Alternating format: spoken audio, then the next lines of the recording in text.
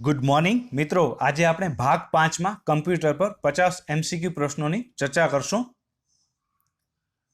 પહેલો પ્રશ્ન છે, મેમરીનો સૌથી નાનો એકમ કયો છે? તો મેમરીનો સૌથી નાનો એકમ બીટ છે। આથી જવાબ આવશે ડી, બીટ। બીજો પ્રશ્ન છે, મેમરીનો બીટ પછીનો નાનો એકમ જણાવો। તો મેમરીનો બીટ પછીનો નાનો એકમ નિબલ છે। આથી જવાબ આવશે બી, નિબલ। કમ્પ્યુટર ફક્ત બે જ કેરેક્ટર 0 અને 1 સમજી શકે છે। કમ્પ્યુટર 0 એટલે ઓફ સમજે છે અને 1 એટલે ઓન સમજે છે। બીટ એ બાઇનરી ડિજિટ છે જેમાં 0 અથવા 1 નો સમાવેશ થાય છે। મેમરીનો સૌથી નાનો એકમ બીટ છે। મેમરીમાં એક અક્ષરનો સંગ્રહ કરવા માટે 8 બીટ્સની જરૂર પડે છે।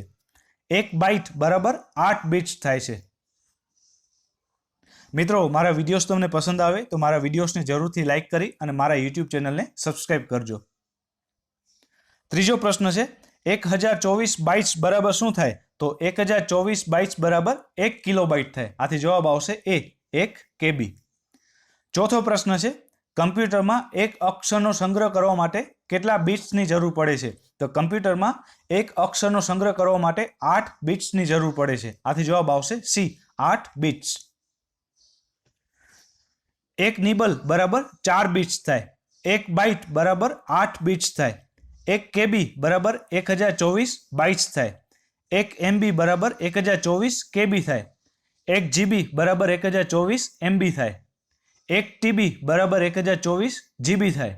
જ્યારે 1 પીબી બરાબર 1024 ટીબી થાય। 1 ઈબી બરાબર 1024 પીબી થાય અને 1 ઝેડબી બરાબર 1024 ઈબી થાય। કેબીનું પૂરું નામ છે કિલોબાઇટ। એમબીનું પૂરું નામ છે મેગાબાઇટ। જીબીનું પૂરું નામ છે ગીગાબાઇટ। ટીબીનું પૂરું નામ છે ટેરાબાઇટ। જ્યારે પીબીનું પૂરું નામ છે પેટાબાઇટ। ઈબીનું પૂરું નામ છે એક્ઝાબાઇટ અને ઝેડબીનું પૂરું નામ છે ઝેટાબાઇટ। પાંચમો પ્રશ્ન છે, કમ્પ્યુટરમાં એક અક્ષરનો સંગ્રહ કરવા માટે કેટલા બાઇટ્સની જરૂર પડે છે? તો કમ્પ્યુટરમાં એક અક્ષરનો સંગ્રહ કરવા માટે 1 બાઇટની જરૂર પડે છે। આથી જવાબ આવશે એ, 1 બાઇટ। છઠ્ઠો પ્રશ્ન છે, એક નિબલ બરાબર કેટલા બીટ થશે? તો એક નિબલ બરાબર 4 બીટ્સ થાય છે। આથી જવાબ આવશે બી, 4 બીટ્સ। સાતમો પ્રશ્ન છે, એક બાઇટ બરાબર કેટલા બીટ્સ થાય? તો એક બાઇટ બરાબર 8 બીટ્સ થાય છે। આથી જવાબ આવશે બી, 8 બીટ્સ। આઠમો પ્રશ્ન છે, 1024 કેબી બરાબર કેટલા એમબી થાય? તો 1024 કેબી બરાબર 1 એમબી થાય। આથી જવાબ આવશે એ, 1 એમબી। નવમો પ્રશ્ન છે, બીટનું આખું નામ જણાવો। તો બીટનું આખું નામ છે બાઇનરી ડિજિટ। આથી જવાબ આવશે બી, બાઇનરી ડિજિટ। 10મો પ્રશ્ન છે, નીચેનામાંથી કયો મેમરીનો મોટો એકમ છે? તો ઓપ્શન પ્રમાણે મેમરીનો સૌથી નાનો એકમ બીટ છે, તેનાથી મોટો એકમ એમબી છે, તેનાથી મોટો એકમ જીબી છે અને તેનાથી મોટો એકમ ટીબી છે। આમ ટીબી એ સૌથી મોટો એકમ છે। આથી જવાબ આવશે ડી, ટીબી। 11મો પ્રશ્ન છે, મેમરીના એકમનો ચડતા ક્રમમાં સાચો ક્રમ જણાવો। તો ઓપ્શન પ્રમાણે મેમરીનો સૌથી નાનો એકમ બીટ છે, તેનાથી મોટો એકમ નિબલ છે, તેનાથી મોટો એકમ બાઇટ છે અને તેનાથી મોટો એકમ કિલોબાઇટ છે। આમ ચડતા ક્રમમાં ગોઠવીએ તો પહેલો એકમ આવશે બીટ, બીજો આવશે નિબલ, ત્રીજો આવશે બાઇટ અને ચોથો આવશે કિલોબાઇટ। આથી જવાબ આવશે સી। 12મો પ્રશ્ન છે, બીસીડીનું પૂરું નામ જણાવો। તો બીસીડીનું પૂરું નામ છે બાઇનરી કોડેડ ડેસિમલ। આથી જવાબ આવશે સી, બાઇનરી કોડેડ ડેસિમલ। 13મો પ્રશ્ન છે, ડેટા ટ્રાન્સફર સ્પીડ માપવાનો એકમ જણાવો। તો ડેટા ટ્રાન્સફર સ્પીડ માપવાનો એકમ બાઇટ પર સેકન્ડ છે। આથી જવાબ આવશે બી, બાઇટ પર સેકન્ડ। 14મો પ્રશ્ન છે, ડીએમએ નું પૂરું નામ જણાવો। તો ડીએમએ નું પૂરું નામ છે ડાયરેક્ટ મેમરી એક્સેસ। આથી જવાબ આવશે સી, ડાયરેક્ટ મેમરી એક્સેસ। 15મો પ્રશ્ન છે, એમડીઆર નું પૂરું નામ જણાવો। તો એમડીઆર નું પૂરું નામ છે મેમરી ડેટા રજિસ્ટર। આથી જવાબ આવશે એ, મેમરી ડેટા રજિસ્ટર। 16મો પ્રશ્ન છે, રોમમાં પહેલેથી જે ડેટા હોય તેને શું કહેવામાં આવે છે? તો રોમમાં પહેલેથી જે ડેટા હોય તેને ફાયરવેર કહેવામાં આવે છે। આથી જવાબ આવશે સી, ફાયરવેર। 17મો પ્રશ્ન છે, કઈ મેમરીને સેમી કંડક્ટર મેમરી તરીકે ઓળખવામાં આવે છે? તો રોમને સેમી કંડક્ટર મેમરી તરીકે ઓળખવામાં આવે છે। આથી જવાબ આવશે બી, રોમ। રોમનું પૂરું નામ છે રીડ ઓનલી મેમરી અને રેમનું પૂરું નામ છે રેન્ડમ એક્સેસ મેમરી। 18મો પ્રશ્ન છે મેમરીના એકમને ચડતા ક્રમમાં ગોઠવો તો ઓપ્શન પ્રમાણે સૌથી નાનો એકમ કેબી છે, તેના પછીનો મોટો એકમ એમબી છે, તેના પછીનો મોટો એકમ જીબી છે અને તેના પછીનો મોટો એકમ ટીબી છે. આથી ચડતા ક્રમમાં જોઈએ તો કેબી, એમબી, જીબી અને ટીબી. આથી જવાબ આવશે સી. 19મો પ્રશ્ન છે 1 કેબી બરાબર કેટલા બાઇટ્સ થાય? તો 1 કેબી બરાબર 1024 બાઇટ્સ થાય. આથી જવાબ આવશે સી. 20મો પ્રશ્ન છે 1 એમબી બરાબર કેટલા કેબી થાય? તો 1 એમબી બરાબર 1024 કેબી થાય છે. આથી જવાબ આવશે એ 1024 કેબી. 21મો પ્રશ્ન છે 1 જીબી બરાબર કેટલા એમબી થાય છે? તો 1 જીબી બરાબર 1024 એમબી થાય. આથી જવાબ આવશે બી 1024 એમબી. 22મો પ્રશ્ન છે 1 ટીબી બરાબર શું થાય? તો 1 ટીબી બરાબર 1024 જીબી થાય. આથી જવાબ આવશે એ 1024 જીબી.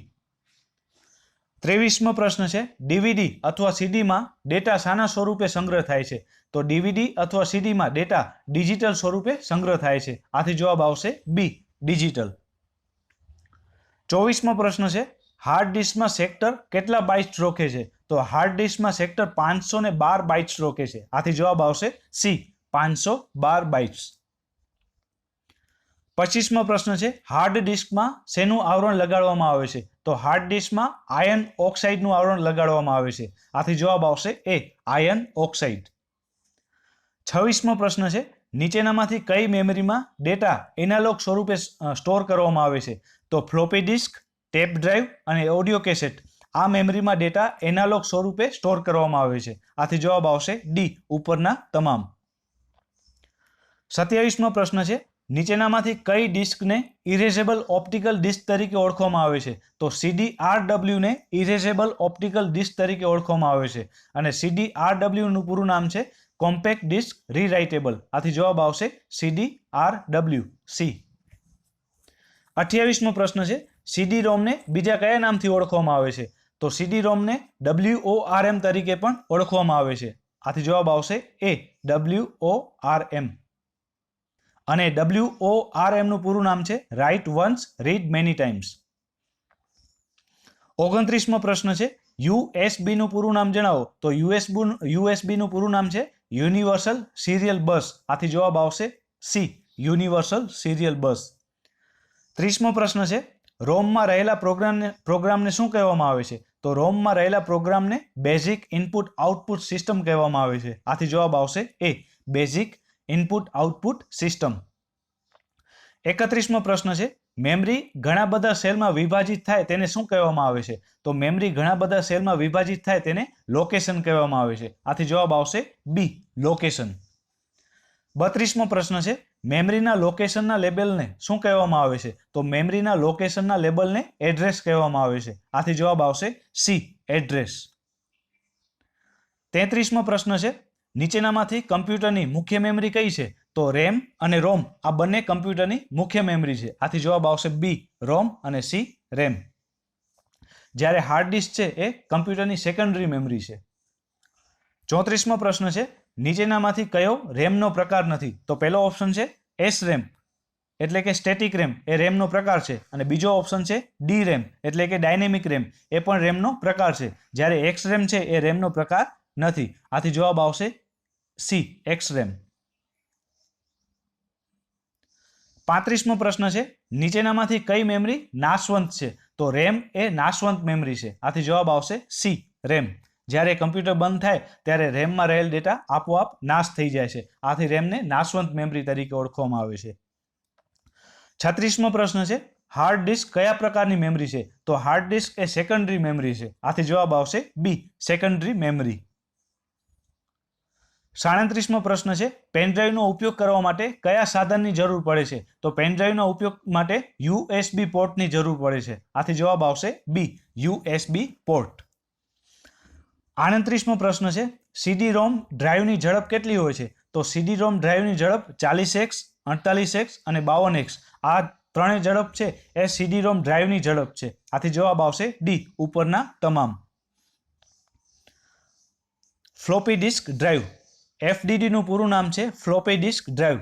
ફ્લોપી ડિસ્કની સંગ્રહ ક્ષમતા ખૂબ જ ઓછી હોય છે. ફ્લોપી ડિસ્કમાં આયર્ન ઓક્સાઇડ ધાતુનો ઉપયોગ કરવામાં આવે છે. ફ્લોપી ડિસ્કમાં ડેટા મેગ્નેટિક સ્વરૂપે સ્ટોર થાય છે.